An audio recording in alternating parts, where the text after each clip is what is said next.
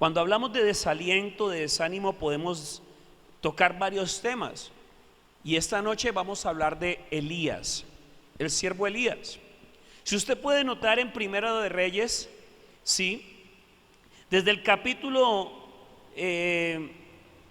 podríamos decir desde el capítulo 17, se está hablando de un profeta que tiene gran autoridad.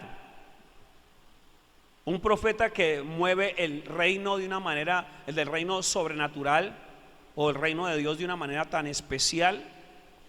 Sí, entonces uno ve por aquí, por lo menos en estos versículos, nada más el título. Dice: Elías predice la sequía, en el capítulo 17.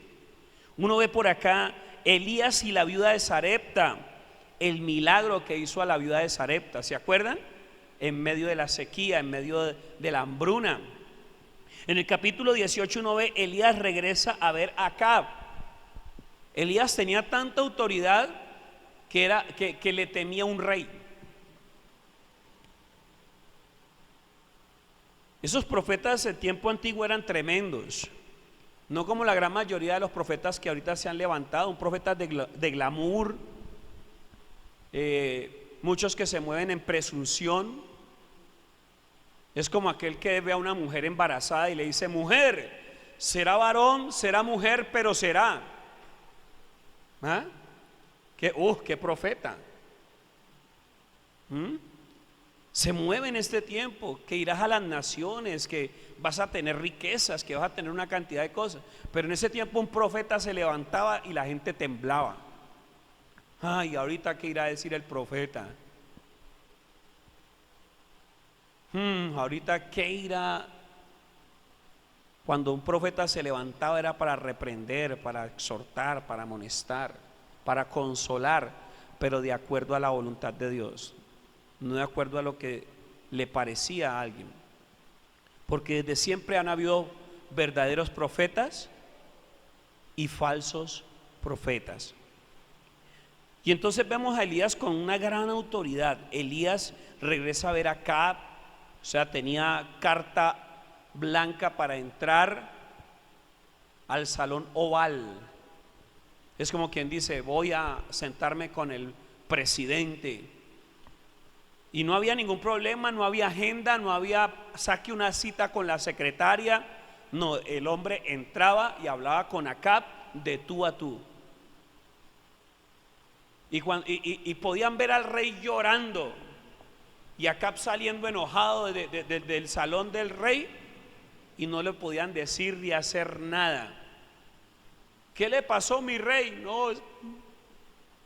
No, nada. Y lo veían lagrimeando a Acab, lo veían llorando, porque Dios siempre usó a Elías para exhortar a Acab, porque Acab era medio testarudo, Acab era atrevido, Acab no tenía autoridad para gobernar, le había quitado toda la autoridad su mujer. Es decir, Acab era la reina y Jezabel era el rey. Había sido despojado de toda autoridad del rey. Pero no estamos hablando de Acab, estamos hablando ¿de quién? De Elías. Por aquí en el versículo 20 del capítulo 18 uno encuentra un título y dice: Elías y los profetas de Baal. ¡Qué gran hazaña ese día! ¡Qué gran victoria!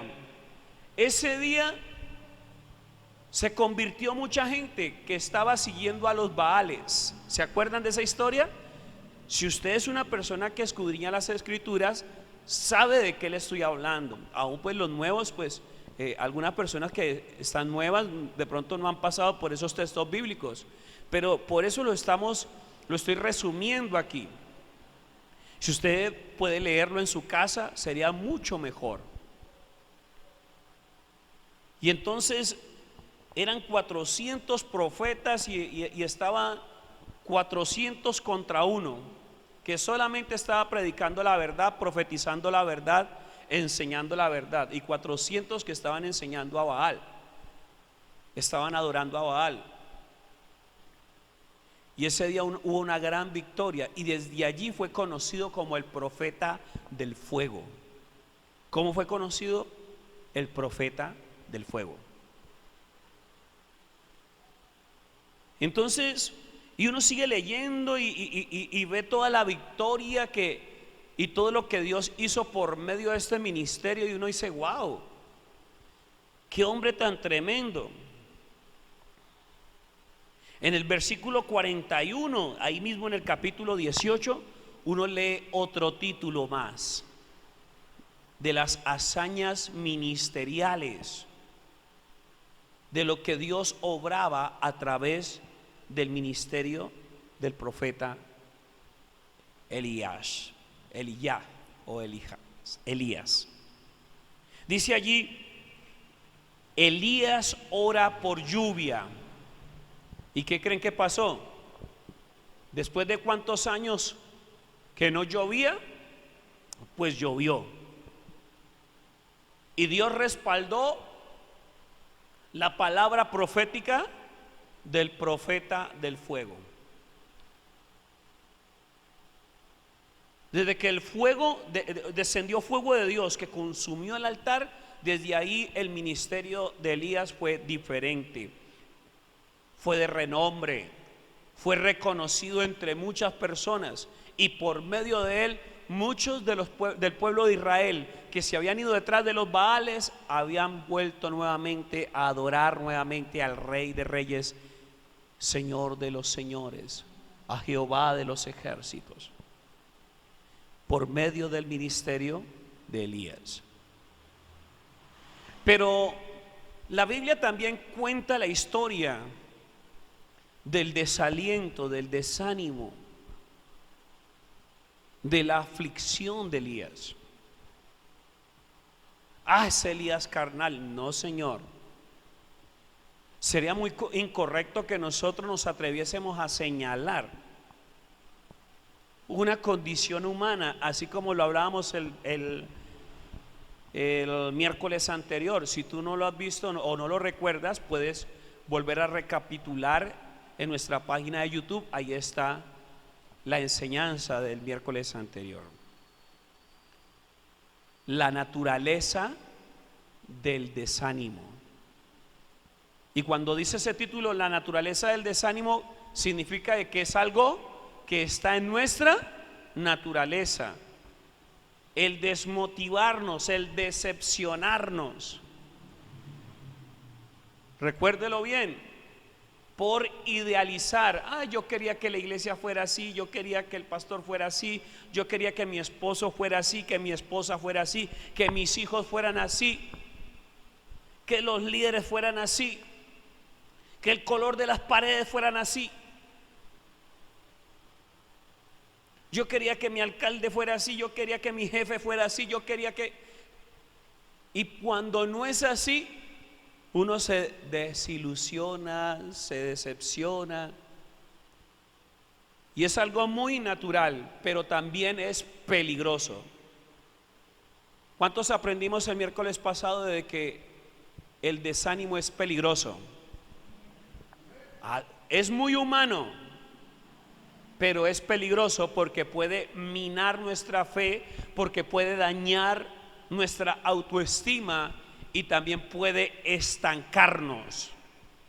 Muchas de las personas que están atravesando un estancamiento espiritual es porque se desilusionaron, se desanimaron, se desalentaron, se desenfocaron y perdieron de vista las promesas de Dios, se desenfocaron y perdieron de vista el propósito de Dios y terminaron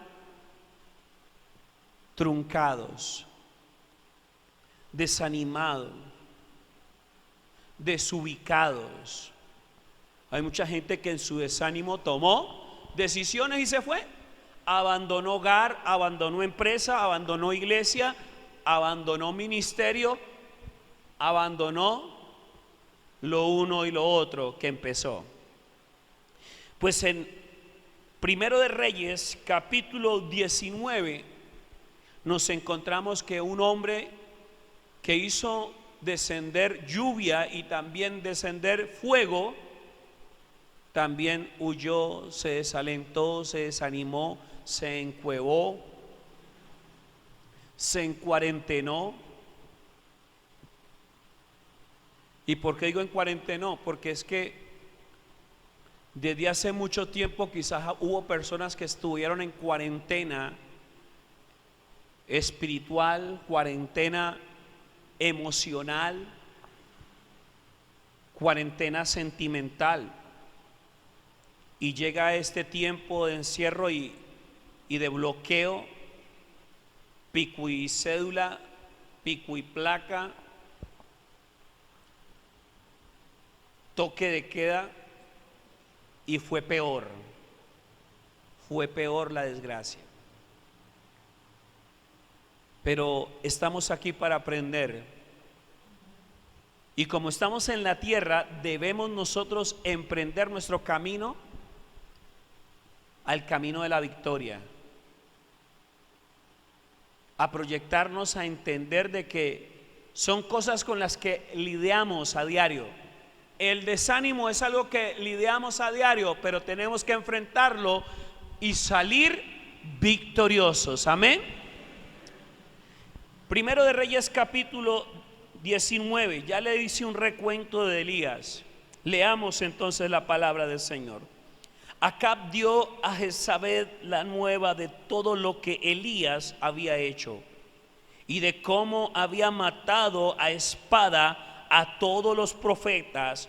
Entonces envió Jezabel a Elías un mensajero diciendo: así me hagan los dioses y aún me añadan, si mañana a estas horas yo no he puesto tu persona como la de uno de ellos. Viendo pues el peligro, se levantó y se fue para salvar su vida, y vino a Berseba, que está en Judá, y dejó allí a su criado,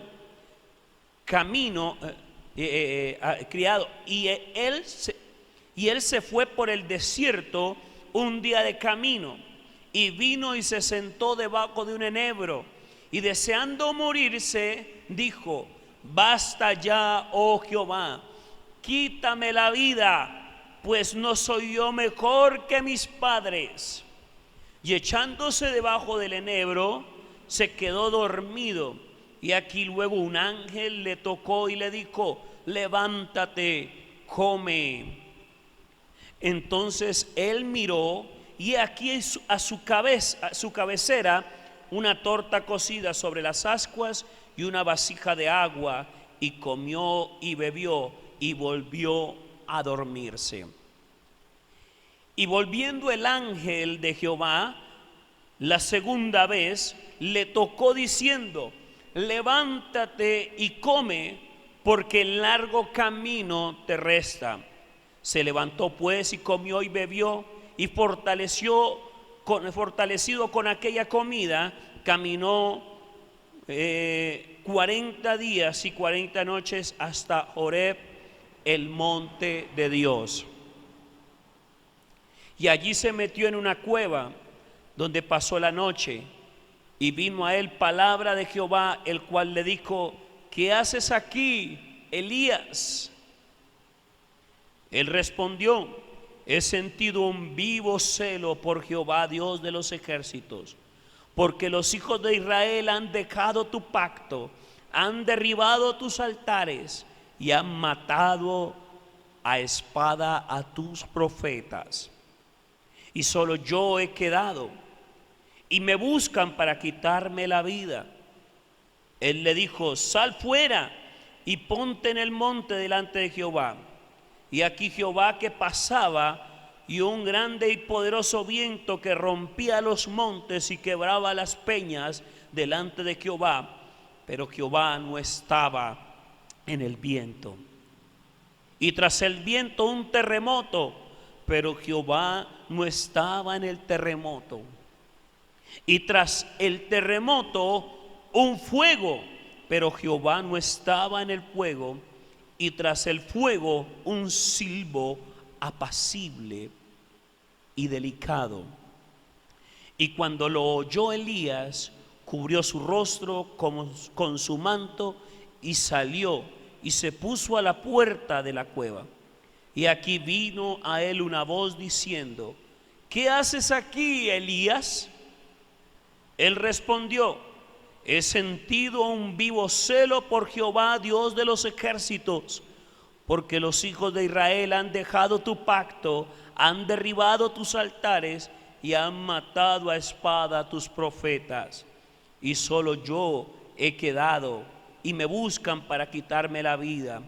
Y le dio Jehová: ve, vuélvete por tu camino por el desierto de Damasco, y llegarás y ungirás a Hazael por rey de Siria, a Jehú hijo de Nimsi ungirás por rey sobre Israel, y a Eliseo hijo de Safat de Abel Meola ungirás para que sea profeta en tu lugar.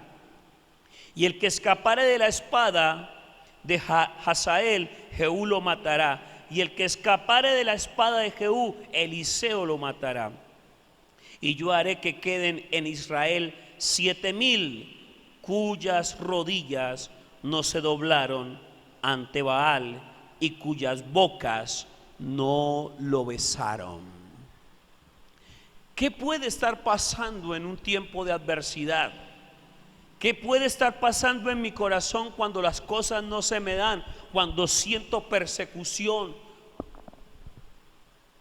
¿Qué puede estar pasando en mi corazón cuando simple y llanamente me dijeron: tenga su carta de despido? O esa cuota o ese trabajo ya no va a ser más para usted.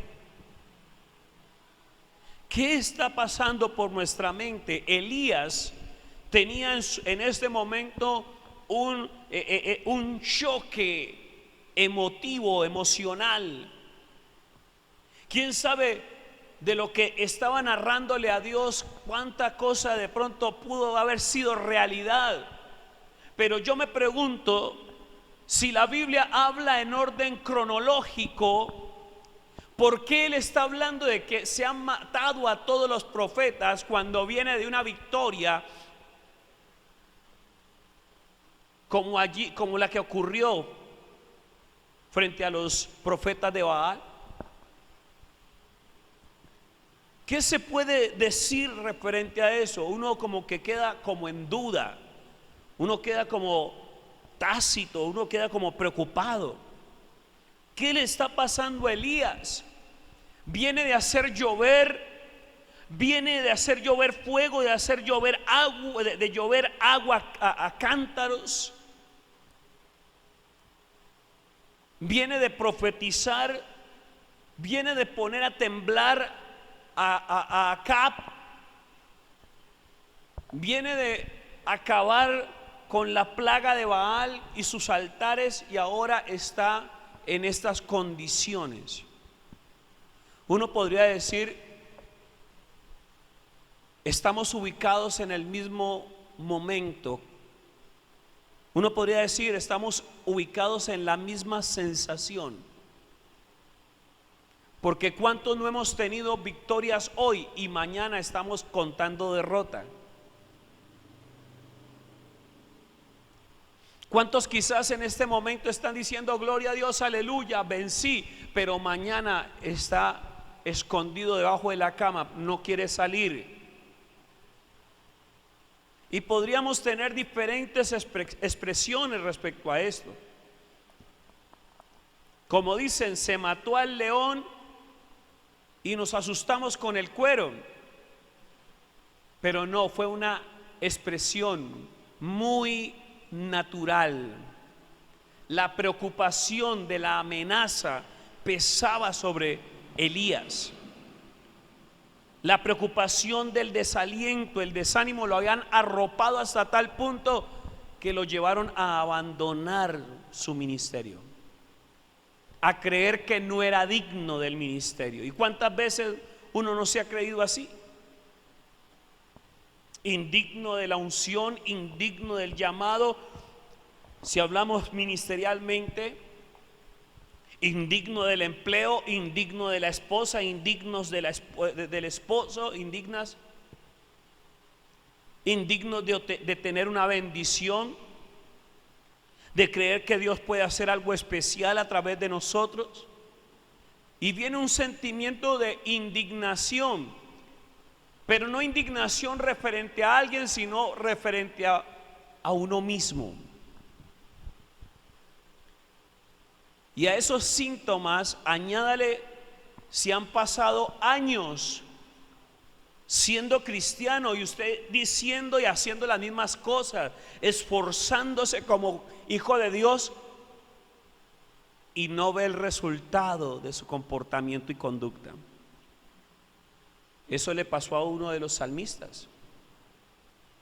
Pero la historia narra de que cuando él entró al templo, él pudo comprender y se le abrieron sus ojos y pudo ver la realidad de las cosas. Pues a Elías, Dios fue el que le tuvo que abrir los ojos. Estaba tan acostumbrado a ver cosas tremendas y rimbombantes que cuando Dios le dijo: salga que me voy a manifestar a usted, él creyó que se iba a reportar Dios en un viento recio, pero resulta que Dios no estaba allí. En un temblor, un terremoto, y dijo: uy, este es Dios, pero no estaba allí. En un fuego abrasador que con intensidad se dejaba ver, eso lo sacó a él de la cueva. Un viento recio lo sacó de la cueva, un terremoto lo sacó de la cueva, y una luz incandescente lo sacó de la cueva, pero tampoco era Jehová Dios. Hasta que se le manifestó en un silbido apacible. A veces estamos tan acostumbrados a que Dios se manifieste a nosotros de la manera que queremos y de que creemos que debe de ser, pero Dios se nos ha manifestado a nosotros de maneras muy sencillas. No diré triviales, porque Dios no se mueve en trivialidades o como dijere en el argot vulgar, en bobadas. No, Dios no se mueve así, pero sí se mueve en cosas sencillas y nos muestra a través de cosas sencillas. Nosotros somos los que le ponemos un grado de misticismo que no tiene Dios. Y por eso la gran mayoría de las versiones cristianas de la fe de muchos en la actualidad raya ya en el chamanismo y hasta en la brujería cristiana. Porque creemos de que Dios tiene que manifestarse de la manera en que nosotros creemos que se debe manifestar, no como Él quiere manifestarse a nosotros. Elías estaba acostumbrado a los prodigios y a las hazañas, pero Dios le quiso mostrar de que así como lo usaba a él, podía usar a cualquier otra persona. Y así como él se manifestaba en el fuego abrasador, en el terremoto o en el viento recio, él también se podía mover en el silbido apacible.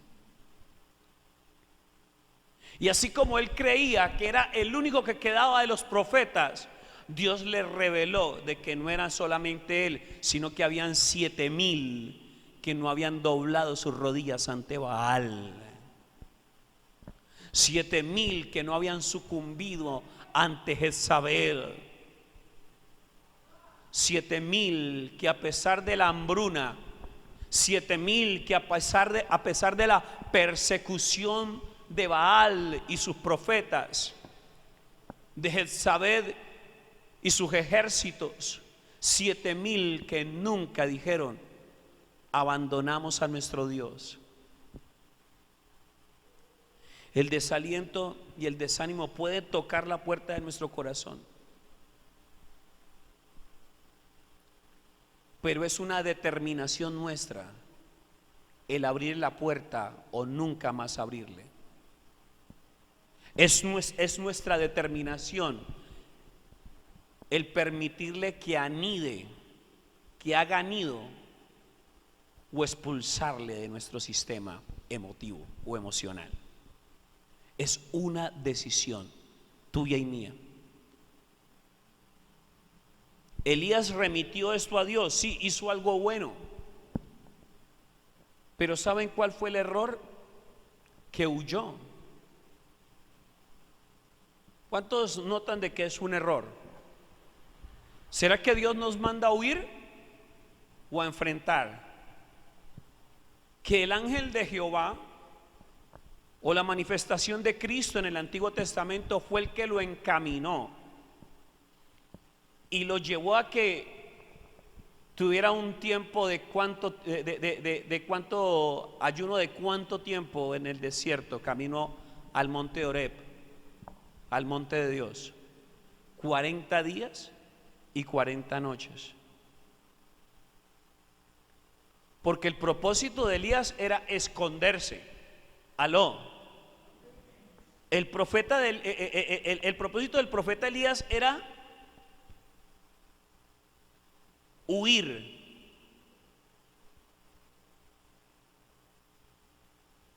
¿Qué podía hacerle esta mujer? Si en la Biblia se dice, si Dios por nosotros, ¿quién contra nosotros? ¿Qué podía hacerle esta mujer? Ahora, ¿qué podía hacerle los 40 profetas de Baal, todos reunidos en contra de él? ¿Qué hace más daño? ¿Un ejército de 400 o un ejército de 1? ¿Qué puede hacer más daño? Entonces, si notan el error del profeta, y por eso al ver la condición emocional en que se encontraba, inmediato Dios tuvo que tomar una acción. Al ver que Elías no levantaba cabeza, estaba como sumido en su desgracia, sumido en su desaliento y desánimo, ¿qué Dios tuvo que hacer? ¿Aló? ¿Leyeron conmigo? ¿Sí leyeron conmigo? ¿Qué tuvo que hacer Dios para tapar el hueco que se estaba haciendo, el hueco profético que había en Israel?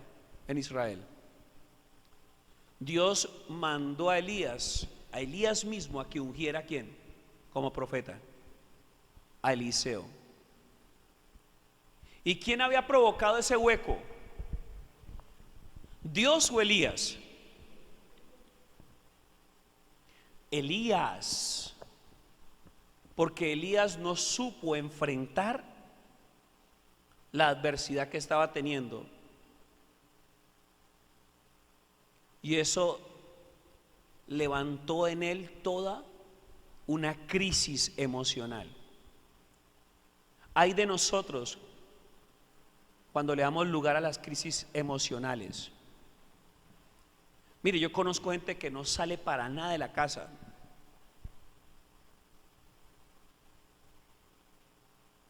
Yo le soy sincero, a mí me tocó, yo no me encerré solamente una semana cuando empezó esta situación, esta emergencia sanitaria mundial. Pero si yo me encierro en la casa, hermano, yo tenía que trabajar. Antes con más ganas en este tiempo trabajamos. Con más fuerza trabajamos. Salía con el alcohol, salía con el tapabocas y sigo saliendo con esas vainas, pero sin temor, con cuidado, pero sin temor.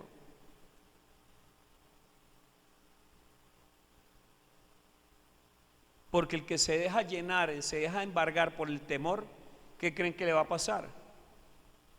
La de Elías. Una persona llena de temor es 100% reemplazable. ¿Por qué fueron cernidos o fueron escogidos los que iban a ir a la guerra con Gedeón. ¿Qué actitudes observó Dios en muchos de ese ejército? Que de todo ese poco de soldados solamente hubo 300.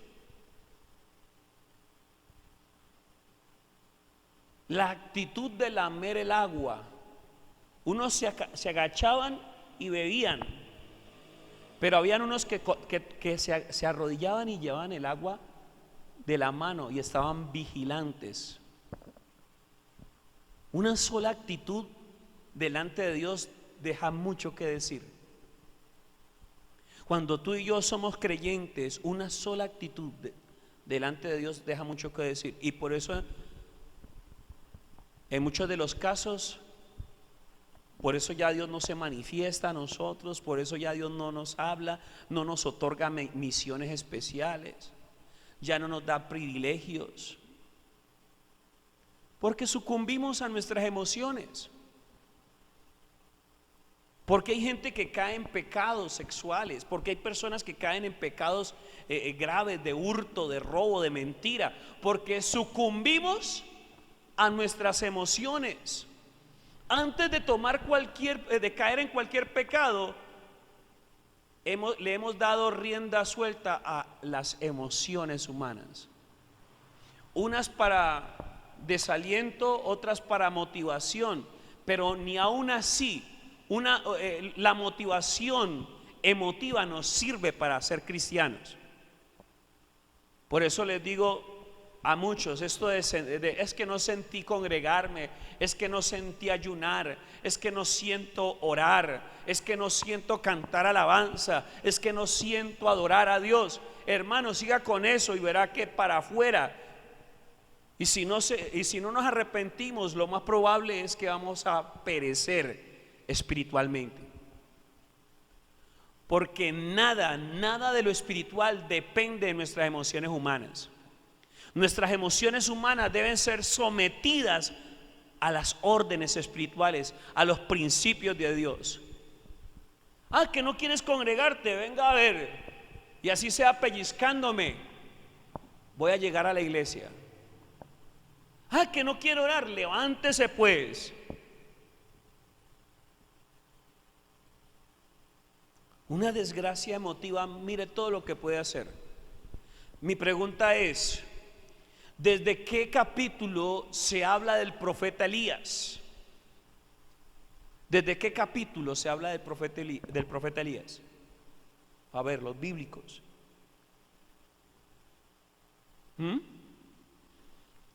Yo se lo acabo de decir. ¿Desde dónde? Desde el capítulo 17.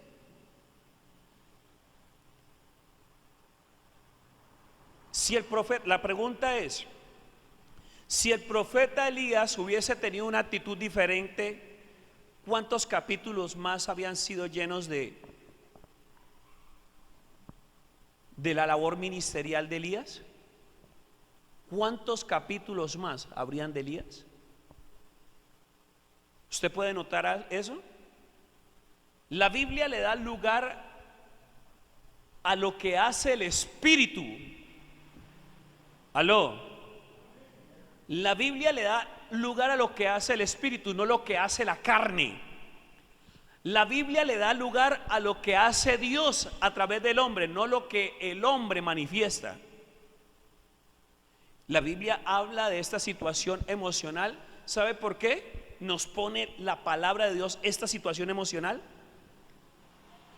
Es para advertirnos de que nos cuidemos, porque la misma situación que vivió Elías nos puede estar pasando, nos pasó, nos está pasando o está por pasarnos. Así que cuidémonos. Por eso esto lo narra las Escrituras.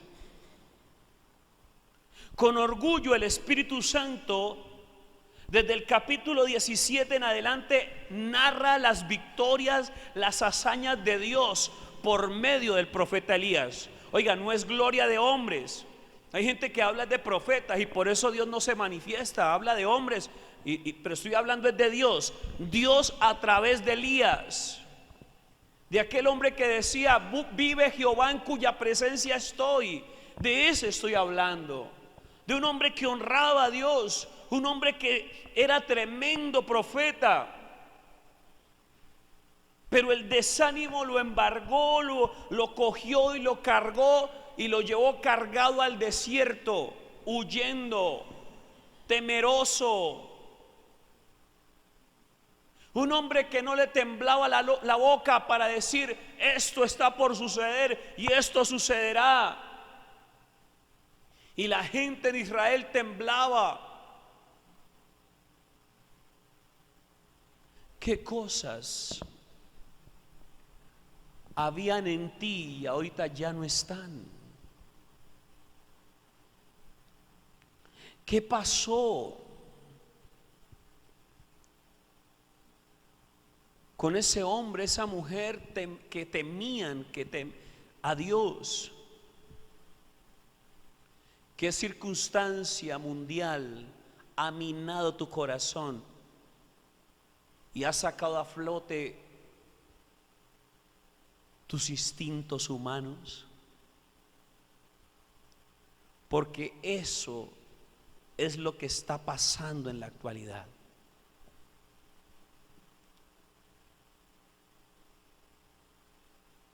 Y los que no tengamos el discernimiento para entender estas situaciones, nos vamos a dejar quizás arrastrar por la corriente de este mundo. Y cada día seremos quizás muchos más y más desanimados, desalentados, aburridos. Ay, qué harto, ¿cuándo se irá a acabar el culto? ¿Cuándo se irá a acabar la oración? Esta hermana empezó a orar y yo ya estoy aburrido. Ay, ¿a qué hora se acabará este ayuno? Dios mío santo, ya ni asistimos a los ayunos. No tengo tiempo, no tengo tiempo, no tengo tiempo, y no tengo tiempo, y no tengo tiempo. Ese es el léxico ahora. Pero hay fortalezas espirituales, defensas espirituales que estamos perdiendo por causa de esta situación, que no le estamos poniendo cuidado, que no le estamos poniendo atención. Despertemos, iglesia, porque si Elías hubiese reaccionado, más capítulos de él se hubiesen hablado. ¿Cuántos están aprendiendo? ¿Cuántos están comprendiendo lo que estoy enseñando, lo que estamos hablando? La historia de la vida se escribe, y cada uno vamos a contar nuestra historia, o desde el punto de vista del protagonista o desde el punto de vista del lector. ¿Qué tú quieres ser? ¿Protagonista o lector? Hoy nosotros estamos leyendo la historia de un protagonista.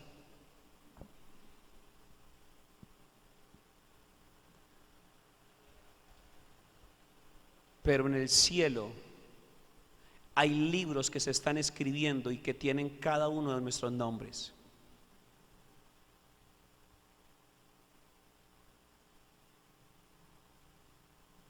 El apóstol Pablo decía: vosotros sois mis cartas leídas.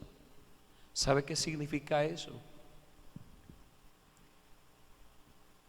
Que la Biblia, que muchos no quieren abrir, la van a encontrar en nosotros a través de nuestro testimonio y la confesión y profesión de nuestra fe. Así que despertemos y reescribamos la historia de nuestras vidas. Si estaban llenas de temor, si estaban llenos de miedo, de fracaso, si estaban llenos de desgracias, de no puedo, de es que yo no soy mejor, de es que a mí siempre me toca lo mismo y las mismas. Hermano, cambiemos el léxico, cambiemos la expectativa de lo que estamos escribiendo, viviendo y hablando. Porque cada uno en este tiempo está comiendo de lo que está escribiendo y está viviendo lo que está hablando y confesando. El desánimo es algo natural y hace parte de nuestro carácter humano. Pero recuerde, ya no vivo yo, mas Cristo vive en mí. Y lo que ahora vivo en la carne, lo vivo en la fe del Hijo de Dios, el cual me amó y se entregó a sí mismo por mí. Haga a un lado esa actitud, es que soy muy humano. Sí, tú eres muy humano, pero te digo, ¿para qué sirve decir soy muy humano? Para darle lugar a la divinidad de Dios, para que opere en nuestras vidas y en nuestros corazones. Esa actitud humilde delante de Dios es más que suficiente. Ese soy humano delante del desánimo no sirve. Ese soy humano delante del pecado no sirve. Ese soy humano delante de Dios es suficiente para darnos su poder, para darnos su riqueza, su conocimiento y su fuerza para crecer, para avanzar. Ponte sobre tus pies. Que no se repita la historia de Elías en tu vida. Para eso fue narrada esa historia. Porque lo que es del Espíritu la Biblia habla.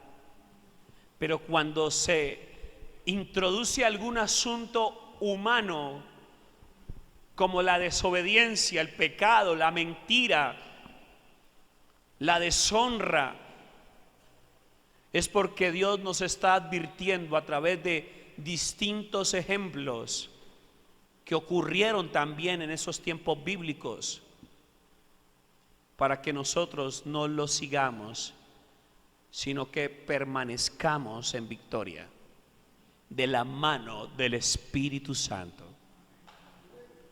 Cierra tus ojos y oremos. Dale gracias al Señor.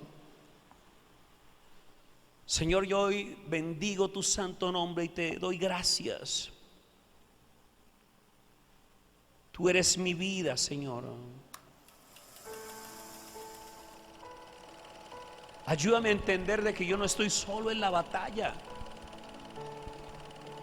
Hazme comprender, Señor Dios Todopoderoso, que es que a veces como que se me olvida, díselo, de quién es el capitán, de quién es el general más bien del ejército,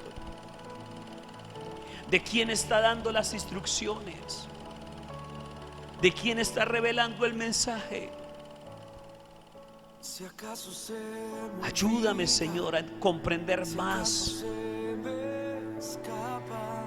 que hay cosas en mi humanidad que no me sirven para crecer espiritualmente,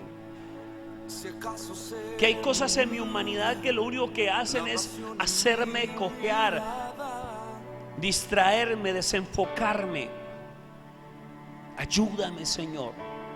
En el nombre de Cristo, hoy estamos declarando tu poder manifestándose a cada corazón.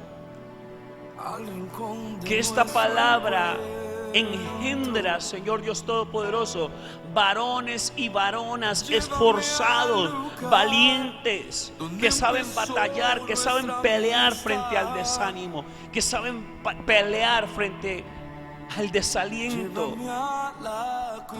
No le abras la puerta a esas cosas. Hay luchas permanentes en nuestras vidas,